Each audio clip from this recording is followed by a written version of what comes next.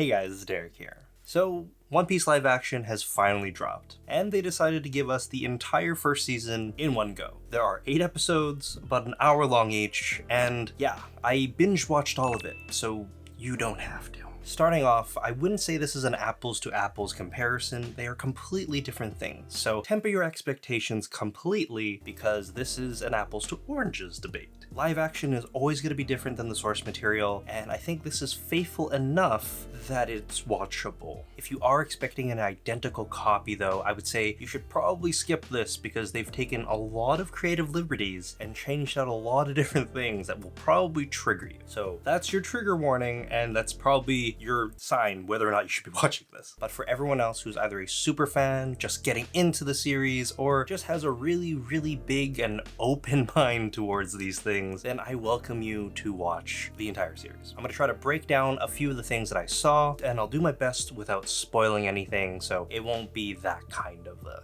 breakdown. We only have 8 hours of runtime here, roughly, and these 8 episodes, you do cover everything in the East Blue, for the most part. You do omit a few key things, but they are replaced with others that kind of substitute it, and you can kind of draw a parallel. But they've also changed up some placements of characters, which I honestly think might be even better. It kind of changes up the storyline a little bit, but it kind of flows better that way. Luckily for us, Oda is at the helm of this, and he has gone and signed off on everything you see creatively. So other than the little nitpicks, which I'll get to, it's a smooth sailing ship for the most part. The overall vibe of the series is slightly more realistic, a little worn in, and is showcasing a surprising amount of blood that I didn't think would be there. This is a 14+ show, so I guess the kiddies aren't going to be watching this, so they decided to go a little bit crazier there.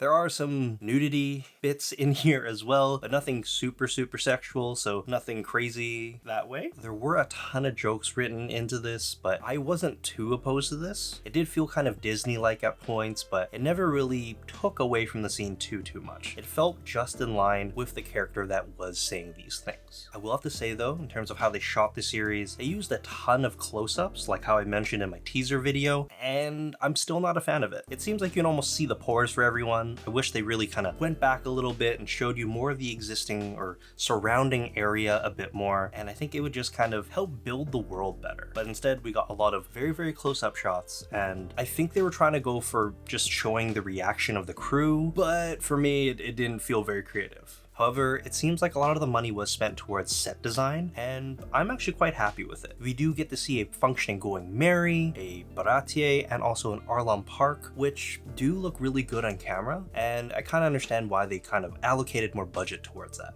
Or at least it felt that way. CGI isn't going to blow you out of the water, but it's not incredibly bad. I would say that a lot of the effects that they do use for fight scenes and Devil Fruit powers do resemble things like Kung Fu Hustle and The Mask. It's a little goofy there, and it looks kind of cheesy and maybe shouldn't be in 2023, but it kind of works for One Piece, because, you know, One Piece is fairly goofy at its nature and kind of at its core. The sound design and music were fairly on point as well. We do get Bink Sake in some scenes, and also We Are as well, so you do get a nice mixture of nostalgia or little Easter eggs for existing fans. I'm very happy they added those in. Moving over to casting, I think they did an amazing job of casting the main Straw Hat crew. Everyone fits the role, and that's fairly good. They also did a decent job of some of the side characters like Zeph, Garp, Roger, and even Helm Meppo. Very good there. As for everyone else, I would say they may have dropped the ball quite a bit, because none of them really looked and felt like the character they were supposed to be, which kind of breaks immersion. Not great. And don't get me started with the child actors.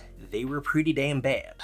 The only two that I could actually stand watching were Sanji's child actor and also Nami's. Everyone else was incredibly cringe and couldn't deliver lines to save their lives. It was quite bad, and I'm surprised they even got the roles to begin with. Luffy himself was a very fun choice, I think. Very vibrant and energetic, and at times I think he can get a little bit annoying, but throughout the entire series, he did grow on me, and you do see signs of growth, which is very nice. A part that I didn't like about him was actually his costume design, so I can't even fault him for this, because whoever's in the costume department kind of fell asleep. Luffy's signature red vest was actually one of the worst offenders here. It was incredibly stiff, and it kind of resembled a sticky sock. Not great, and I really hope that they would have changed this up, because everyone else's outfits felt like real clothing, and you can see them moving around, whereas this just didn't feel very good. It looked like it didn't feel very good. Also, his jorts, his jean shorts, weren't really jean shorts. They resembled like jean capris most of the time, which I think were way too long. Instead of also like the fluffy bit on the outside, or the folded in bits, it ended up being tassels. Another nitpick that I'm gonna have to mention, it honestly didn't look great. And of course, we have to mention the sandals, or lack thereof. He's not wearing sandals or flip-flops. We actually get clogs. OSHA approved shoes. It wasn't just him that was wearing these, it was also Shanks and a few other characters. It seemed like they had a rule that you couldn't have exposed toes doing stunts. Maybe it's a Netflix thing, I'm not entirely sure, but you could definitely tell that they weren't feet. I mean, like, free the feet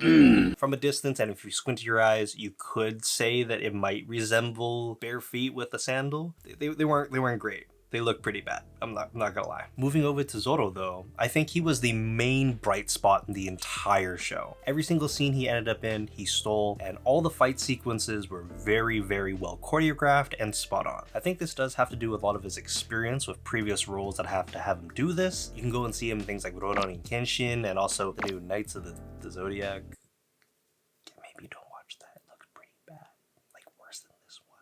By a long shot, don't watch that. I'd also like to give you a quick warning. If you are watching this, don't do this on an empty stomach or late at night, because if you do end up getting to the Baratie arc and you see Sanji, anything that man cooks looks freaking delicious. Luckily, I watched this early enough in the day and I was well fed, but that was a nice bright spot. Sanji's character, also really good. I was surprised by how well he acted. Really felt like he was embodying Sanji and wasn't that cringe. Nami also showed a ton of emotional depth, and you can kind of see her grow throughout the season. I was really happy about that, and they also showed a few extra little bits and nuggets that we've typically haven't seen before in other mediums. And finally, we have to talk about Usopp a little bit, because he basically is the coolest version of Usopp we're ever going to meet. Manga, anime, games, it doesn't matter. This version of Usopp is probably the one that is, the most tolerable. I think it does help that he doesn't have a giant nose, but overall, he just seems like a pretty decent and cool dude. They've also added some other fun Easter eggs as well. At the beginning of every episode, the One Piece logo does pop up, but every episode's logo is customized, so you know who the main star attraction of that episode is. I thought it was a really nice little touch, and just little things. Like I've mentioned before, a lot of the scenes are kind of moved around, and we do get introduced to characters before other ones. One very noticeable change though is we get to see a lot more Garp. The backstory that's typically only found in manga covers through the cover stories, we get a little bit more of that with Helmeppo and Kobe. I'm glad they included that. They also completely put some things from very early. They really jumbled things up. Luckily though, even though they moved a ton of different things and characters around, they still hit all the major story beats. So don't worry, you still get things like The Walk, which I know a lot of people were really clamoring for. I'm glad they executed that well. And if you did have any qualms about it being in English and saying things are too campy or the actors can't act, well, I have a very great solution for you. Because as of filming this, you can watch the entire thing, or almost the entire thing, in Japanese dub and English subs, or whatever variation you want. Episode 1 is still not ready, I think, but episode 2 onwards, you can do that. So if you do want to salvage it, or in your mind, enjoy it better, that's also another option. At this point, I wouldn't be surprised if we do get announcement of a season 2, but I'm not overly upset about that. I think they can do a lot more with this, and I just really hope that they don't screw up my boy Chopper, because I'd be really upset if they did that. I don't know how they're gonna do Chopper. Hopefully it's not like what they did with the Fishman, because that was a little weird. But yeah, I think you'll enjoy this. I'd say it's worth the watch, especially if you're a One Piece fan. You get to pick out a ton of different little Easter eggs. And if you are trying to introduce new fans, I don't know. It's kind of a toss-up at this point, whether or not you want to introduce them to the anime for the East Blue arc or the live action. They're kind of comparable, I would say, at this point. Not one-to-one though. But what do you guys think? Let me know in the comment section down below. I would love to hear your thoughts and opinions. And if you did enjoy the video, please consider giving it a big old thumbs up. I need to go catch up on some sleep now.